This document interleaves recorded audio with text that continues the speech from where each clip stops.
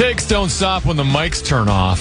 Check out the KFAN YouTube channel for exclusive videos, in-depth takes, initials, and password games, and behind-the-scenes content. Search KFAN on YouTube and hit subscribe today. It's coming along with 10 to B, awaiting the arrival of one young Bill Guerin and John Hynes, general manager and head coach, respectively, of the soon-to-be Stanley Cup champion Minnesota Wild, to talk about where we've been, where we're at, and where we're going, really. Eliminated in, it was 5 games, wasn't it, or was it 6? It was a gentleman's sweep. Wild are eliminated in 5, yeah. They were eliminated in 5. And we'll hear what they have to say about how the season transpired, how postseason play went, and then what's next. I think one of the things I noticed, by the way, we're not going to do 5-3-4 today, but if we did, it would be brought to you by Willow River Company. Willow River Company out of Hudson, your outdoor living experts. They have so many contract services. They have plant bed maintenance, lawn care maintenance, mowing, seasonal yard cleanup. They even do snow removal and holiday lights. Right now, they'll get your irrigation system up and running or install one for you if you need one.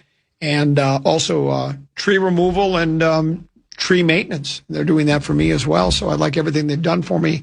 That's the Willow River Company. Go to willowrivercompany.com to find out more. willowrivercompany.com. I saw it over the weekend, Tennessee. I was perusing. I shouldn't admit this, but I've just skimmed the sports page most times. I shouldn't admit that working at the All Sports Station. But part of the conversation is going to be, do we keep 2 goalies, right? Gustafsson just signed a 4-year deal, right? Before last season. Kicks in this year, yeah. Kicks in this year. And then Wallstedt is still under our control for 2 years. Is that what? Do I have that right, or did I read that wrong? I thought that's what I yeah, because he's still younger, he'll be like a restricted free agent after next season. But okay. So there's the idea of, and they both said all the right things in the piece I saw over the weekend about how, they can look here's Bill Guerin. Well, it's 1 o'clock on the dot. Okay, ready, Sicky? All right. First, I'd like to take a minute to thank some people. First and foremost, our fans. This year has been quite a ride, and I can tell you honestly,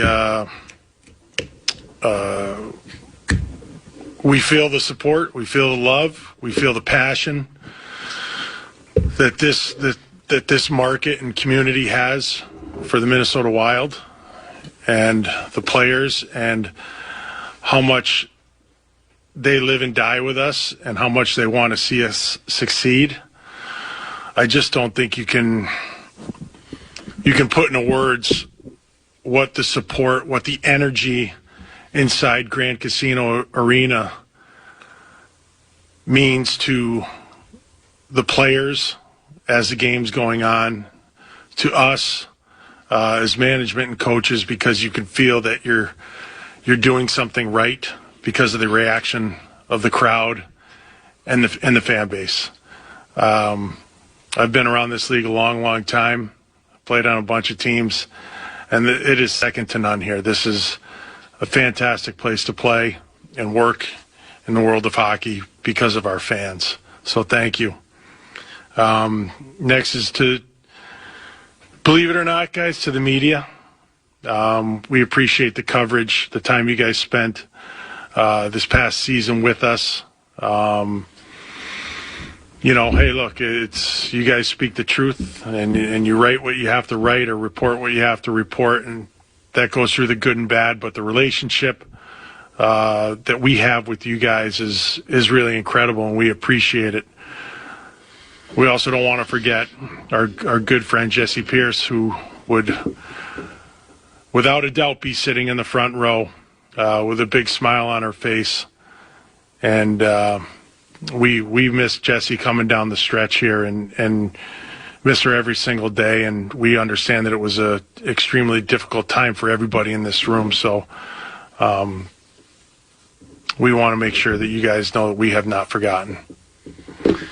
Also to the Wild employees, everybody that works behind the scenes in the ticket office, on the business side, selling tickets, selling advertisements, marketing, any which way you can sell something to make money for the Minnesota Wild so we can put a product on the ice. We know there's a lot of heart and soul that goes into it.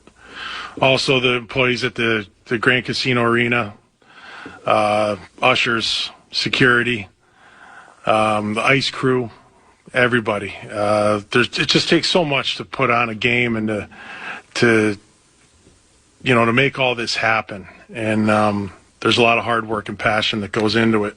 Our sponsors, again, going back to the support that we feel from the community, we have tremendous support from, a lot of the local companies and businesses and things that, people that get involved with our team to support us. Craig Leopold for his continued support and passion for this team and the desire to bring a Stanley Cup championship to Minnesota. For me personally, our coaches put an incredible amount of time into this team. Their personal lives and family lives take a back seat to their work, and they do a tremendous job and commit a lot of their lives to this. So thank you, and I appreciate it. Our staff, support staff, medical equipment, anything that goes on behind the scenes, our social media crew, our game ops crew, everything keeps getting better and better. And I just want to thank you guys too. To the players and their families, the commitment that the guys showed this year is incredible. Their desire to win is unmatched. They've put everything into this, their heart and soul, and I know their families do as well. I see their families after games all the time. Wives, children, extended families come in, and it is a family thing. They're all in, and I appreciate it. And lastly, for the thank yous to my family. This has been a crazy year for me personally, with my involvement with the Wild and with the Olympic team, and even going back to the Four Nations team. My focus has been on my job quite a bit, on the Olympics, on a lot of different things, and sometimes my brain is elsewhere. I couldn't do this alone. So to my wife Kara, my 4 kids, I couldn't do it alone. So thank you. Moving on to this season. I know we only have a certain amount of time, but listen, I'm very proud of our team.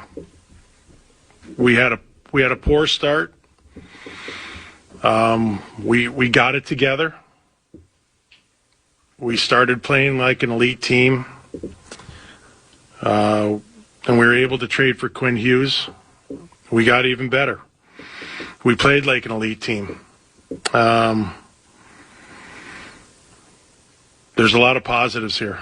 There really are. We have an incredible core of young players, guys in their mid to late 20s, which is what you want.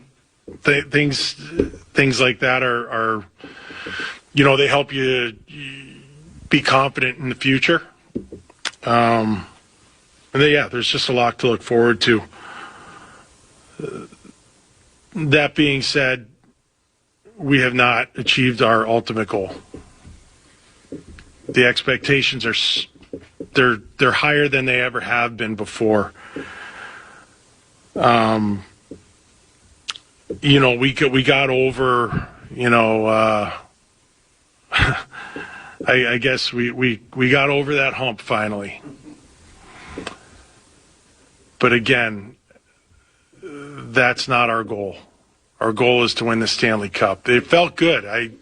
It did. The feeling of kind of being able to put that behind us was good.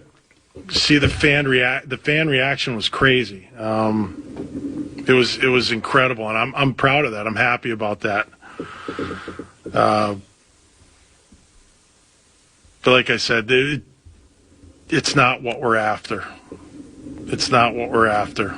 There are a lot of good things this year. We're headed in the right direction. We continue to head in the right direction. And we are going to continue to improve this hockey team and get better and keep moving forward. We have cap space. We have assets. We'll do whatever we can to continue to make this team better and better so we can win a championship. So thank you to everybody, and now we can open it up. Well, Billy, with that in mind, I've seen other Cup teams talk about getting close, being a contender, and learning from a setback against one of the best teams in the league. You've lived it as a player, as a manager. How does this team, how does this coaching staff use the success of the regular season, the playoff series against Dallas, and the disappointment against Colorado to get to that next step? Yeah, I think, we're always learning. We're always, learning from experiences. And, the thing is that in life, in hockey, you tend to learn more from the pain. Not too many teams just make it to the playoffs for the first time or get past the first round in 11 years and then just march right on to incredible success, and they never look back and there's no pain. You have to learn from the pain. I know this one for me personally, and I know in talking to John and talking to some of the players, this is the worst one. This one hurts the most because I think there was the reality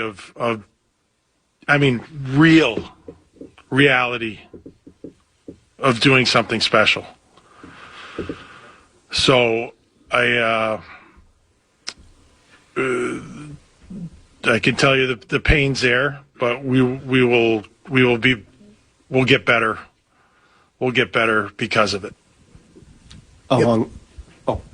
Yeah, just Billy, on that note, as you've always said, it is just as painful losing in the second round or third round as the first, right? The old proverbial going over the hump. But on the last couple games of the series against Colorado, how much were you seething? The way that you guys came out for Game 4 and the way that veterans didn't make poised plays at the end of the last 3 or 4 minutes of Game 5. And how does that get better? Yeah, I was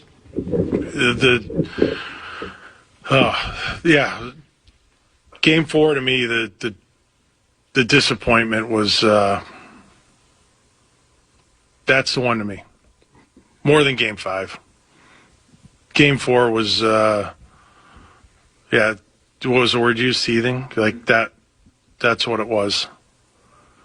Because when we play our game, when we do the things that we're supposed to do, play our game the way we're built, not the game you want to play, the game we need to play. When we do that, we're very, very hard to beat. And in Game 3, I saw our team do that, and that game wasn't close. And then I saw in Game 4 a complete 180,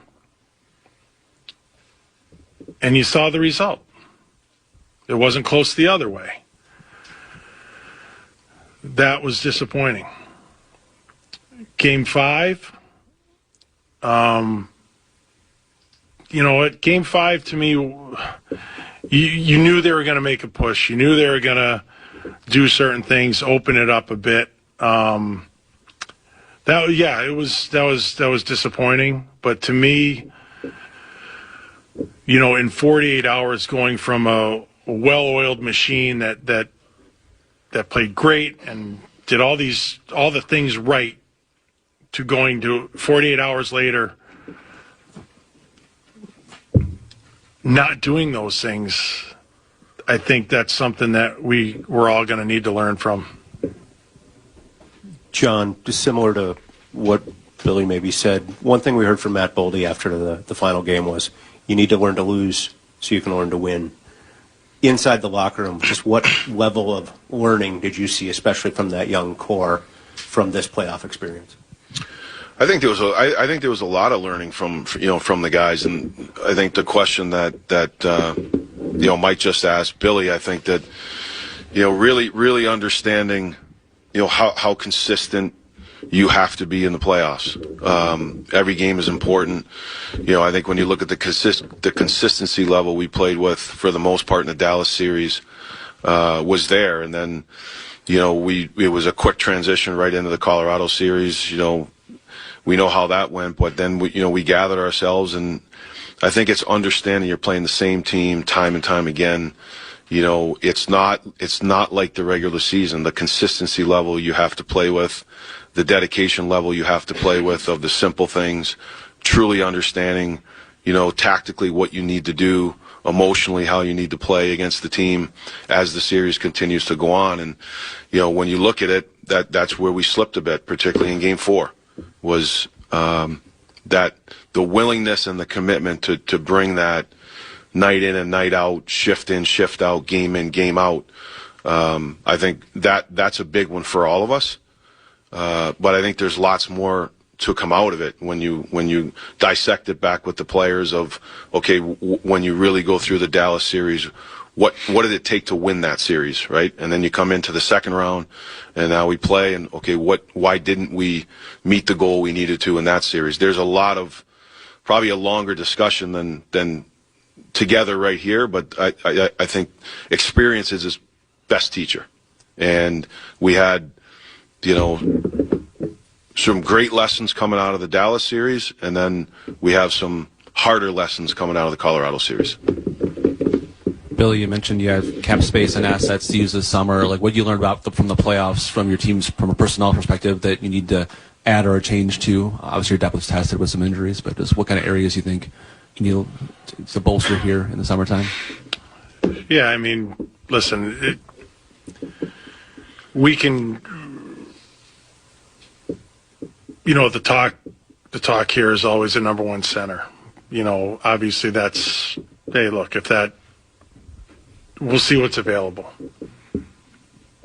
But again, I can't give you those answers today because we don't know who's going to be available, what's going to be available. This is still fresh, but I think I've shown you that, and our fans and everybody involved, that if there's something out there that can make our team better, I am willing to do it, and I won't sit on my hands.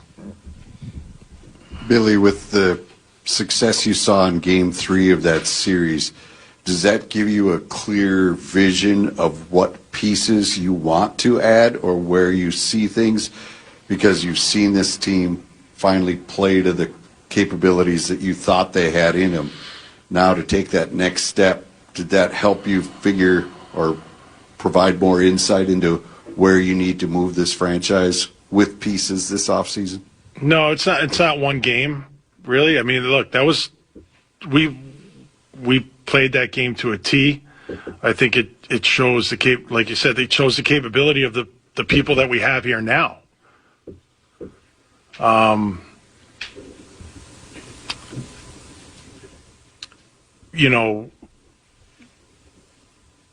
But we can always get better. We always have to look to get better. I'm not going to sit here and make my whole off-season plan based on one or two games. It's as a whole, and you have to look at the roster and see what's available, where we can improve, who's going to be available, and sometimes the marketplace dictates what you can do as well. But what I saw in Game 3 was, that was really encouraging. We're a good team. Like, that's the thing. Like, we are a very good team, and we did that with two of our best players out of the lineup. So,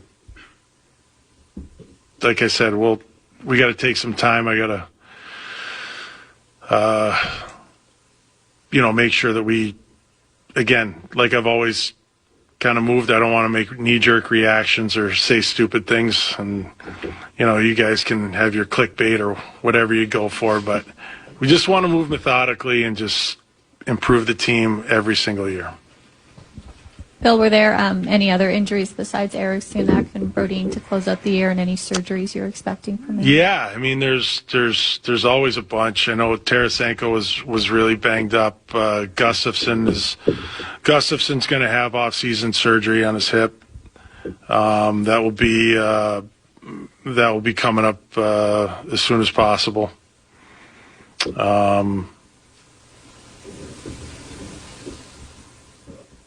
Yeah, those are the main ones.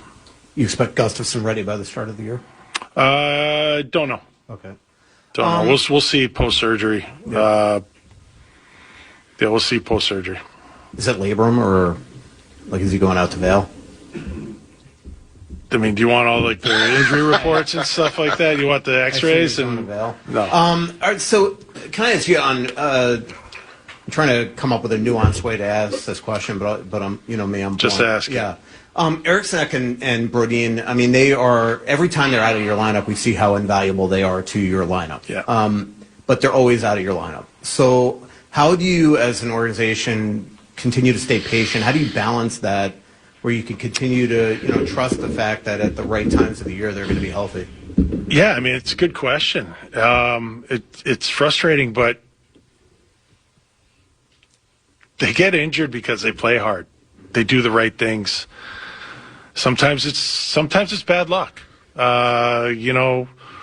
Broads gets hit in the foot with a shot that, maybe 8 times out of 10 it's fine, and the other 2 times you break a bone in your foot. Very unfortunate. But that's the thing. They do the right things. Ecky's a little more frustrating to me because it was after a whistle and he falls. I was going out of my mind. I'm like, what the hell just happened? Those are things that you can't fault guys on because they play hard. It was like a couple of years ago. I forget when it was, a couple of years ago, but we were coming down the stretch. We're in Pittsburgh. The game didn't mean anything, and Malkin shoots a puck, and Ecky sticks his foot out to block it, and we're all no, don't block it, just let it go. The game doesn't mean anything. But instinctively, it's in him to block the shot because it's good for the team. He sticks his leg out and breaks bones like that. Those things are they're unlucky and they're unfortunate. But I don't see us being as good without those guys on our roster.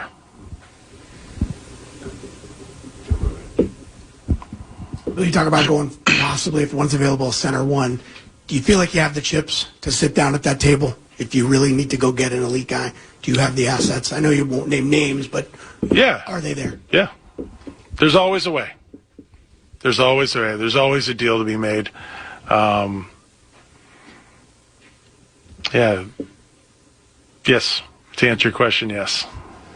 Bill, Quinn Hughes talked to us the other day and sounded really interested or open to re-signing here as early as this summer. What's been your read and vibe on that, and how confident are you that something can get done with him? We're interested in signing Quinn too. Yeah, we loved having Quinn. He was so impactful. He's extremely dialed in on what's going on here. I know he liked it here. I know he likes the team. The team really embraced him.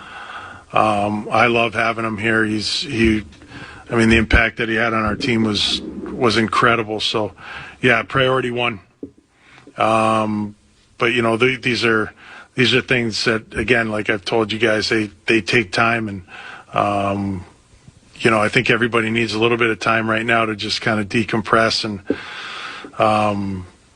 that's priority one. Bill, with the goaltending, would it be your preference to just keep it as is, or is that a situation that could evolve, to leverage, to address, Yeah, no, I mean, I like our goaltending situation.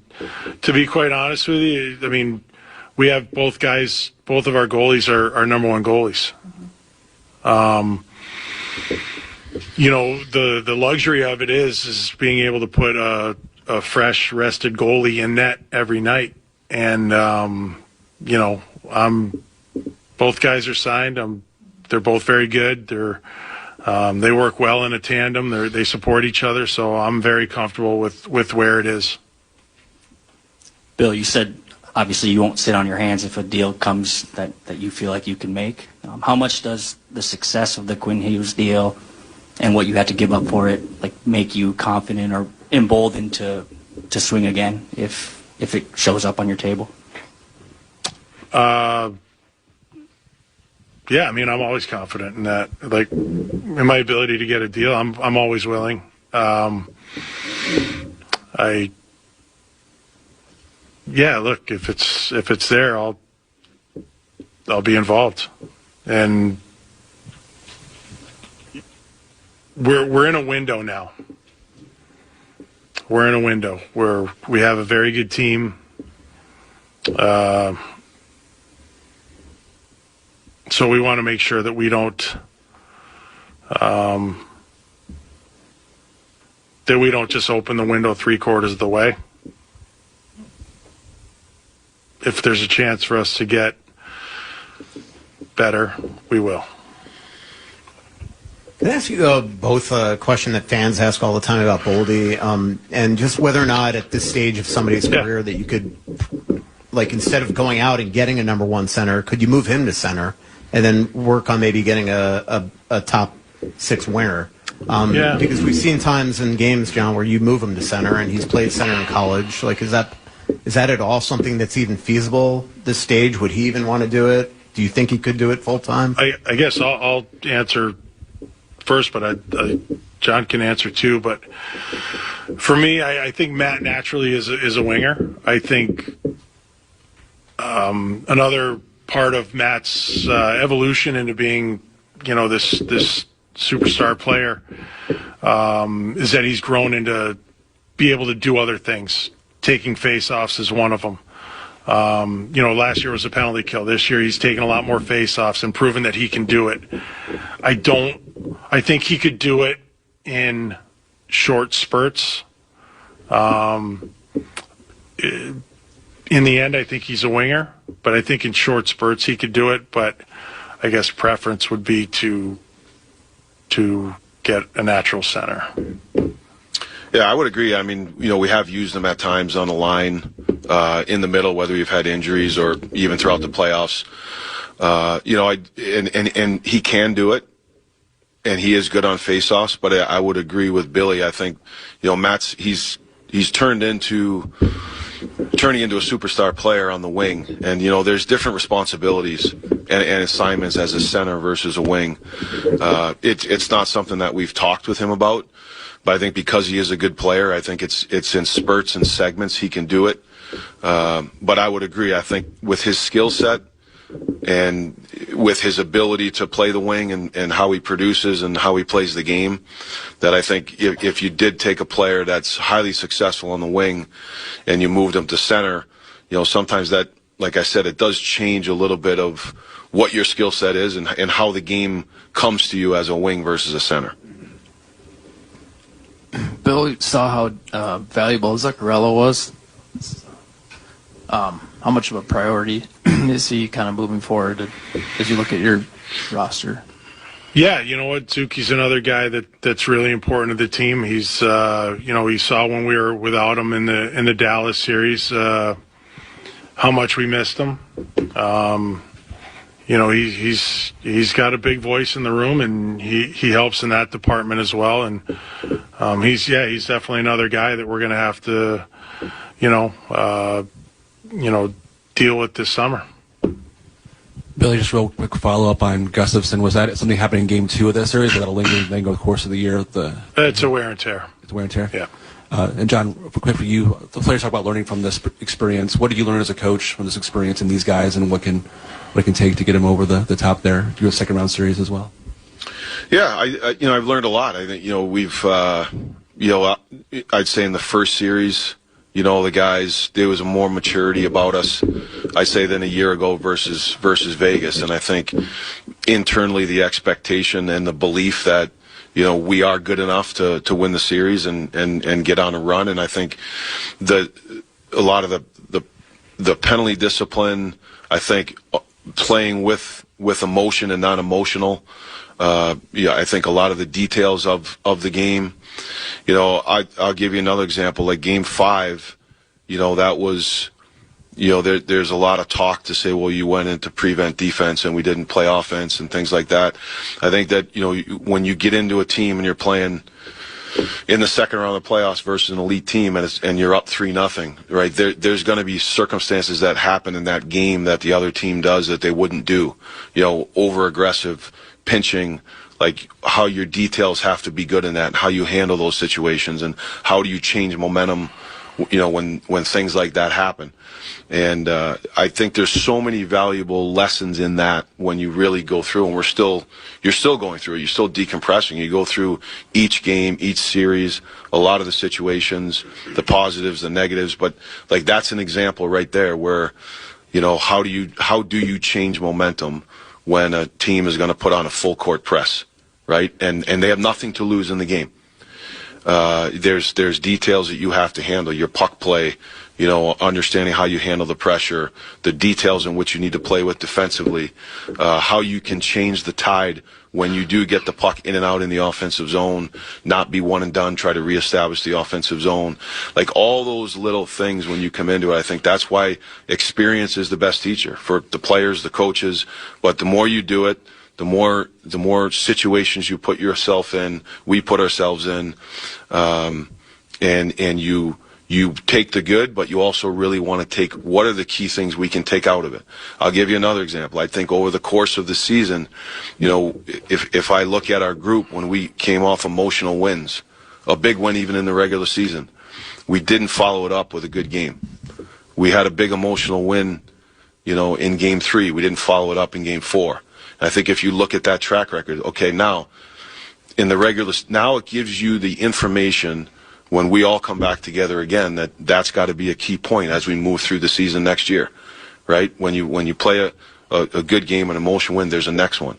And now you go in and basically it was a big part of the playoff series. We didn't handle it the right way. That to me, when you talk about the lessons and things like that, that's how we get better. It's not just, we played in the playoffs and we lost. We are going through it to get every ounce of information we can get and lessons, and how do we tie that into training camp, the messaging next year, certain goals we want to have, the mindset you need to have, in situations like that. Those are just a couple examples. That's Bill Guerin and John Hynes. They are the general manager and head coach of the soon-to-be Stanley Cup champion Minnesota Wild. Will monitor the rest of the news conference. If anything of interest occurs, we will certainly let you know. Programming note to stations down the line on the Common Man radio network will straddle the 45. We'll break. We'll come back. It's 10 to be in Common here on the Common Man program on the Fan. Hey, the Fan and BigDeck.com want to give you a shot to win bonus bucks with our national cash contest. Enter the keyword GRAND at KFAN.com now for your shot at winning. The keyword is GRAND. Enter now at KFAN.com. Follow at KFAN1003 on Instagram, TikTok, and X today. Does that include the Power Trip Morning Show? They're so funny and wacky. Yeah. Billy Guerin, general manager of the Wolves. John Hynes, head coach. I think he's the GM of the Wild, actually. Oh, did I say Wolves Wild? Well, it was a long list of thank yous. That's one of those things. If he was at the Academy Awards, they would have played music and pulled him right off the stage. I mean, he didn't thank Nordy, which was a little disappointing. Yeah. I think when he was thanking the media, he was thanking you and I directly. We talk more hockey than anybody in town. Oh. Not only did I go as a media member, but as a fan to Game 4. Was that Game 4 I went to? Did you go to the loss or the win? No, I went to the one where we blew it. Yeah, that had a Game 4. Yeah. So I was there for that. You and I support the team more than pretty much anybody. And so I just want to thank Billy for recognizing that, for thanking you and I. I think he was almost directly talking to us, but, he couldn't single us out. But I think he realizes that's what we do. Was there anything there, Teneby, that that piqued your curiosity or you thought was noteworthy from Bill or John? I mean, I guess the stuff that maybe we didn't know, like the fact that Gustafson's hurt and will probably need surgery, and Bill was asked, is he ready for the start of the next season? He said, well, I don't know. So that's a significant long-term injury, especially because, this summer, if you want to go out and get a big fish, either a goaltender is going to be part of using some of that bait to get that fish, or B, if you want to clear salary to bring in other big salary guys, a guy like Gustafson's salary, trying to trade him, I know he's got a no trade clause, or at least for the first year or so. So he would need permission, but as a potential salary to move out of here or a piece to use to go get someone bigger, that's going to be harder to do if he's in the middle of a surgery and you don't necessarily know how he's going to recover from it. So, or whether he's going to be back for Game 1. He was asked by Russo about, so how'd you feel about that loss where the team the one I went to? Was that the game he said he was most disappointed? It was with 4. We were at home, coming off a win in which we totally dominated. We won, was it 5-1 was the final? I think we had an empty netter or maybe a couple, whatever. I mean, he was pretty disappointed with the effort because they didn't do the things that they were supposed to do. And I tend to agree. I mean, after you won that game and you're at home and a chance to even the series, and it's like, I don't know. I didn't like when they, which game was the 3-0 game? Was that Game 2 or we were up 3-0? That was Game 5. That's the one we were eliminated in. Yeah, that's right. Game 5, we were up 3-0 and we let them come back and they were both just bad games. I mean, it's just like, and it's sort of like do you look at those 2 games and then you look at Colorado, because Colorado, I think arguably, we'll find out, they may not win the Stanley Cup. I don't know. But it seems like they're the odds-on favorites. Certainly, if they're to win, then you go, well, is that the team we're chasing? And then, it seemed like we talked about with Tim Connolly, the general manager of the Wolves. He constructed the Denver Nuggets. And then he tried to construct a team to beat the Denver Nuggets, and he was able to do that, right? You got Gobert here and added other pieces, and Denver's not been our issue. Now, all of a sudden, it seems like it's San Antonio and Oklahoma City. And I wonder with the Wild, too, now is their goal is, okay, we have to construct a team to specifically beat the Colorado Avalanche, and how are we going to accomplish that? Do you think that's the goal? Is it you're trying to beat Colorado, or is it, no, we just have to... Things change so much in the NHL, it's just worry about ourselves. I would expect Colorado to be, cream of the crop for the next 5-6 years. There's some younger, talented teams that are starting to emerge, and we've been seeing that in these playoffs. But I don't know.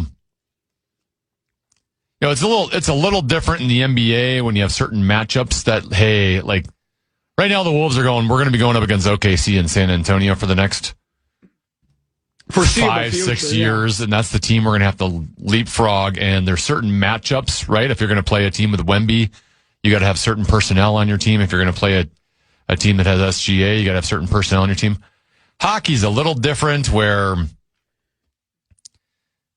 you can try to match up against Nathan McKinnon all you want, but even if that's the case, you can't guarantee you're going to get your matchup on the ice when McKinnon's out there, right? It's right. It's not NBA where, well, Wemby's on the court, we can put this lineup out. Sure. Doesn't necessarily work that way in the National Hockey League. And there's so much parity in the NHL, and there's puck luck, and there's hot goaltender this. that even though Colorado should be a favorite to win for the foreseeable future, to try to build a roster constructed just to beat them, and then you go to the next year's playoffs and you're facing different types of teams. I don't know. To just make the best possible team you can make. There were a couple of other things in there that I found interesting that I want to ask you about. We'll do that on the other side of the break. We're straddling the 45 here. We'll come back. Rosie, again, as I think most people know, he's out on Mondays and Fridays, so no Rosie today. We'll make our way through the 2 o'clock hour as best we can, and then Rosen will return. Tomorrow, Tim Conn, I'm going to have to ask Abbott.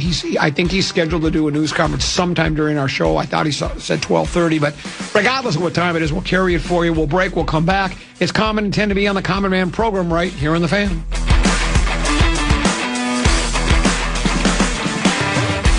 The Common Man is really repetitive and super. $1,000 every weekday.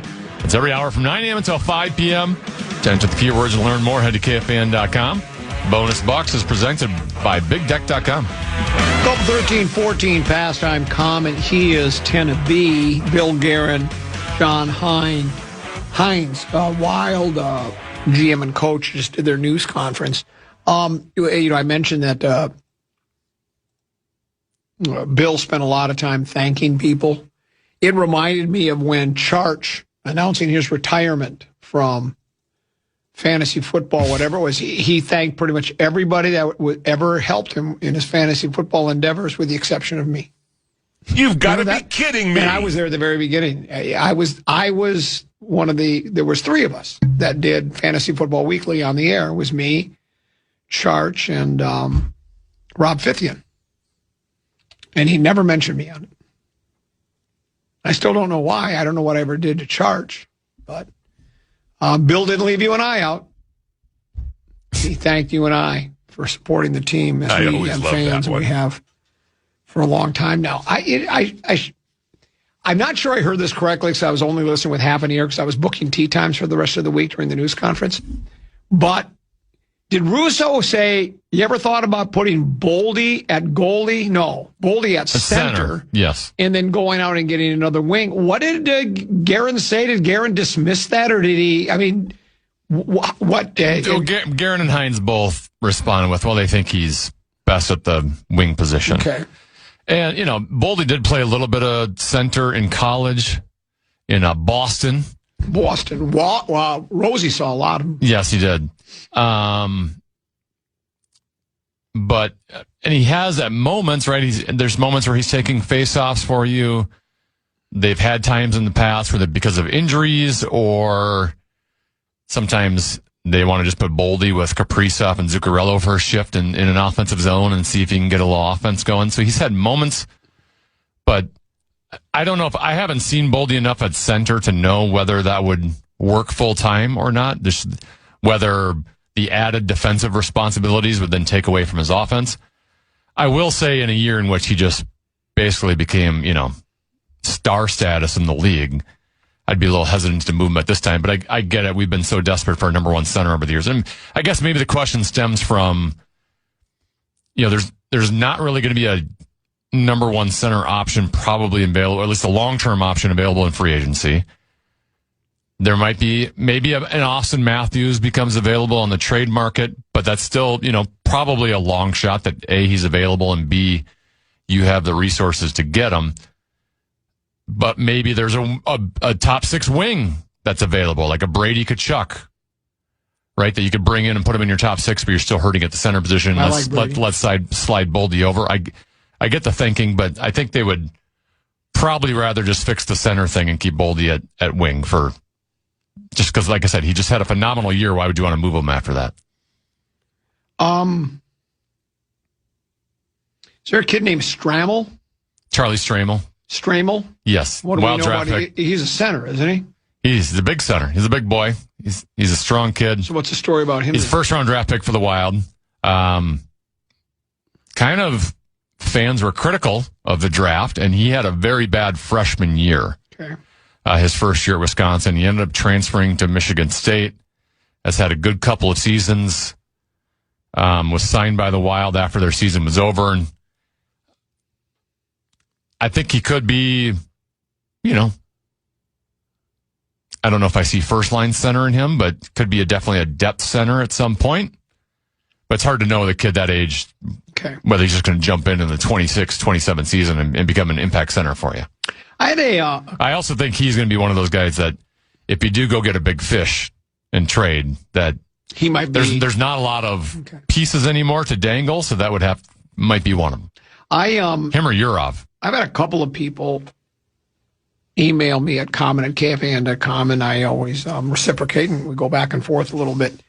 And there was one or I think it was two people had sort of the same idea or opinion that as important as Joel Eriksson is to the Wild, that is he considered one of the better centers in the league, or is he just the best we have? And he's good, but he's not like, wow, with him, we're just. I think he's considered kind of one of the better two-way centers in terms of his defensive ability, and he can add offense. He's not an elite offensive centerman.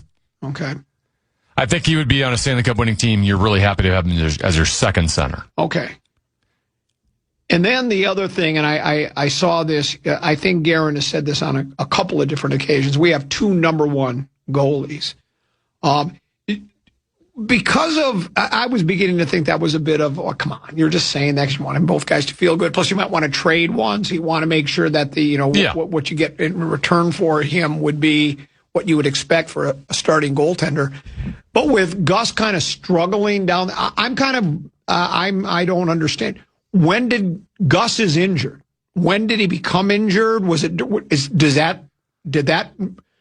that happen in the game that he came in and played against? They were asked about that in the press conference. I was looking at it did not stem from game 2, that it had been lingering. But that also goes to show you, well, if we knew he had a hip injury and you threw him in that game, why did we play him? Yeah. I guess we'll never know. Ballstead might have gone out there and been awful. Maybe he was mentally in the wrong spot, and then he has a terrible series. And he did come back very well after that game, but I still wonder why Gus was playing in game 2 if he hadn't played in a couple of weeks and he was hurt. Do we know when Gus? Maybe they asked this, and I was booking my second tea time of the week. Do we know when Gus got hurt? And do you think that had anything to do with him? And did they address that maybe it had anything to do with his, because he didn't play well at the very end. So did his injury impact his play? That would be my guess, but I don't know that. See what I'm saying? Yeah. Because he struggled. That's why there was who should be the starting. Do we go with the veteran who's got the experience, or do we do with the guy with the hot hand? We went hot hand. Do we think that maybe part of the struggles by Gus down the stretch was injury related? That'd be my guess, but I don't know. But what do you think? Don't know. I don't know. They didn't really give us any information as to. Would that be your guess, though, if you're trying to be a detective and just try to, connect the dots? That's what I would. That's the first thing I would think. I don't know. Unless I know the timeline of the injury, it's hard to answer that because he was. Yeah, the injury maybe it was the wear and tear. They just said wear and tear. They didn't say a specific incident. Yeah. I think it's just goalies just overwork their hips and groin muscles to begin with. I'm going to go with that probably had something. I'm just using logic. It's the esoteric approach. I don't know for a fact, but I would think if a guy is struggling and now he has surgery where he might not even be ready for next year, I think that impacted his play. That would be my guess. I don't see how anybody could think any different unless we hear something specifically, but that would be my guess. But I'm a detective, too, as well as a psychologist. We'll pause. We'll come back. We got another hour to go. It's the Common Man program along with Tenna B here on KFAN.